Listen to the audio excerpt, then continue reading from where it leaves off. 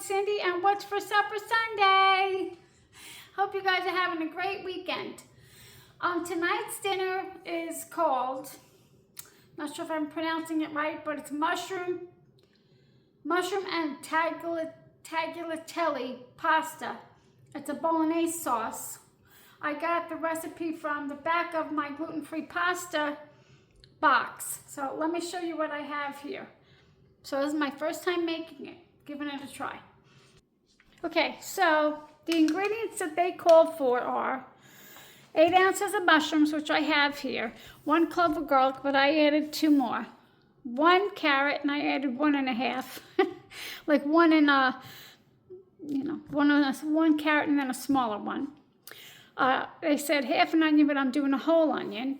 1 can of crushed tomatoes, 28 ounce, but I'm doing the whole peeled. I prefer the whole peeled because I really think that the crushed tomatoes just have like a little bit of a bitter taste because the skin is on. So I just prefer this. And then this the pasta, and then I'm gonna put this in the sauce. It's a parm rind, a piece of a parm rind. And I just shredded some Parmesan cheese so it looks like it's dirty, but it's not. And I'm going to add the whole tomatoes and just crush them. But before I do that, it says to chop these roughly and then put all the vegetables in here and just chop them finely. So I'm gonna do that. I'm gonna give it a try. It sounded good, so I'm gonna try it. Okay, everything's going in. This is what I call easy. Finally roughly chopping everything and then not having to really mince anything. As if this can hold all this stuff. We'll see. All right. Okay, so I got everything in, and now I'm just going to, I think I'll pulse it instead of push on, because I can have more control of it when I pulse it. Okay, here we go. I'll be back. Okay, I did it once and then I scraped it down because it was like bigger pieces on top. So we'll give it a try. So what I'm going to do right now is put a few tablespoons, it says 3, so 3 to 4 tablespoons in my pot. You know, you would normally use it like a skillet, but I'm using this little pot. And then I'm going to add this and some Italian seasoning and whatever other seasoning you want. Okay? I don't know about this, but we'll give it a try. Doesn't hurt. Okay, so I think I put about 4 tablespoons in. There's a lot of vegetables there, so, and I doubled most of them, so. All right, I'm gonna put this in. Okay. Ooh. Now I know why they only said half an onion, 1 carrot. We'll see, we'll make it work.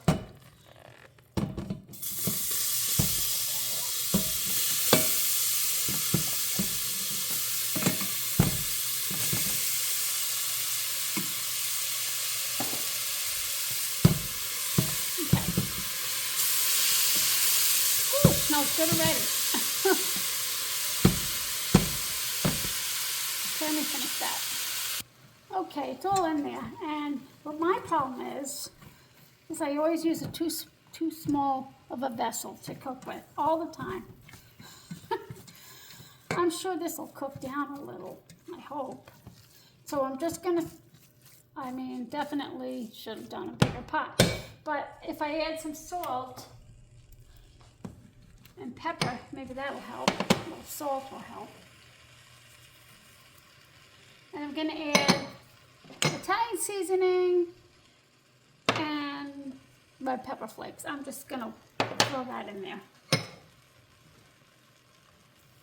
You need a good amount of salt for those vegetables. I'm gonna turn it up too. I may or may not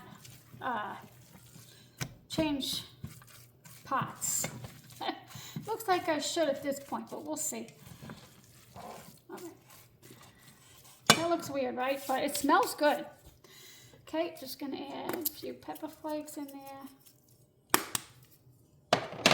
And my go-to for absolutely everything, Italian seasoning.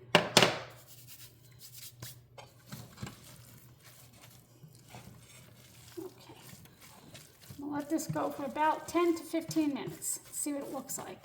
See if it breaks down at all. And in the meantime, I'm going to be putting my peeled tomatoes in this container as well.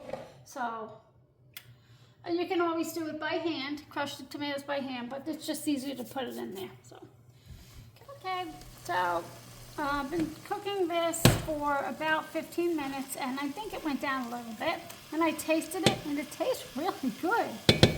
It just has a good flavor. So I chopped up the tomatoes, the whole tomatoes, and that's my baby girl. And I'm going to just add them in. Might even need more than that because I use so many vegetables. And it'd be great if you had some garlic bread with this, but we're having leftover steak. Why not, right? We had steak for Valentine's Day. Steak and potatoes. Yeah, I'm probably going to add another one. But I tell you, it's tasty already. Yeah, let me grab. Definitely need another one. Right back. Okay, next one. I've had this chopper food processor for a long time, and now it seems like it's not chopping up the tomatoes or the carrots good. I don't understand why. Well, it does a great job with the cheese, so. And I only usually use it a few times a year. I like to do my pie crust in the processor. Okay, I'm going to let this go for about a half hour on low, uncovered. I know it looks funny, all the little pieces of vegetables, but I think if you have a better processor, because look at my carrot right there, how big that is. Or was that a tomato? I don't know. This would be awesome with young children, but you're gonna probably have to do it in, you know, in the processor like a little at a time so it can really chop the vegetables. I'm gonna taste it. I'm gonna add my rind. And Kirsten, if you're watching, if your daughter doesn't like Parmesan cheese and you sneak a little rind in, make sure you take it out. Because I did that once, and I forgot to take it out, and I served her the cheese rind. She was mad. Let me turn that down. I'm just going to taste it, so I'm going to kind of bring it to a boil and then turn it down to simmer.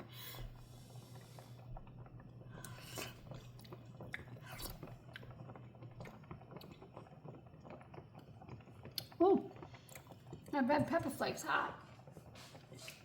I think I'm just going to add a little bit more salt.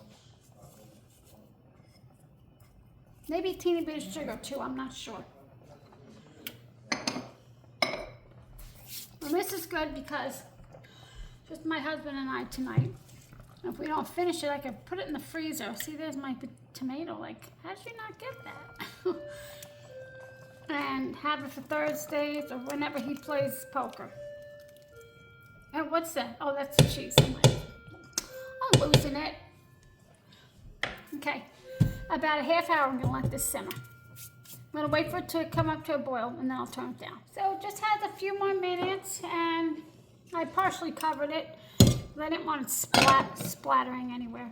And I think this would probably be really good with either ground beef, ground sausage. So I think I'll probably see what my husband thinks, but I think maybe next time I'll add a little bit.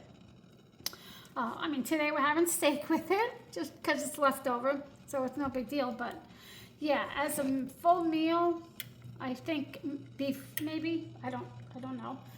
I'm not putting the sugar in it. I think the taste will improve a little with the Parmesan that we're gonna put on the table. So my water's coming to a boil and it's almost time to eat. And I know I added some Italian seasoning, but I'm just gonna add some parsley, just for flavor and color.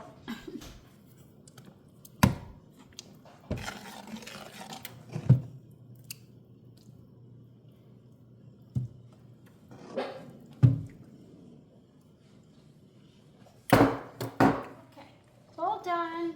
I'm going to put it in my bowl here.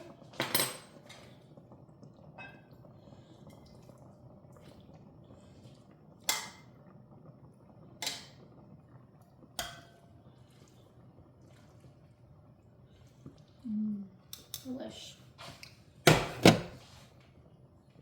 Now this is gluten-free pasta, just to remind you.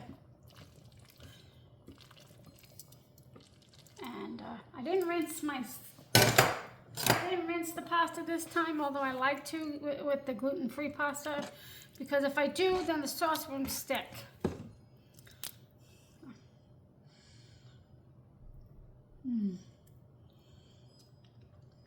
That looks delicious. Oh, love it.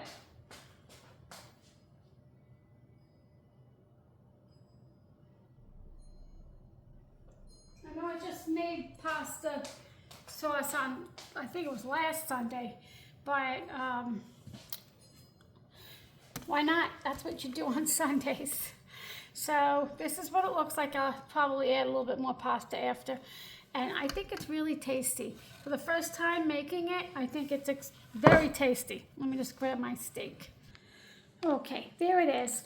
This is my steak. It was medium rare, but I put it in the oven and I had it on warm for a while, so it kind of cooked it a little, but it's okay. I just tasted it. It's still good. What we do is we salt it like an hour before, and steak turns out great. My husband put that on the grill. But anyway, that is my sauce, and I'm looking forward to eating tonight. It's really tasty. Maybe next time I'll add beef, but we'll see. And I'll leave the recipe down below. Thank you so much with me on What's for Supper Sunday. I hope you guys have a great evening, and I'll see you soon. Take care. Give it a thumbs up if you like it.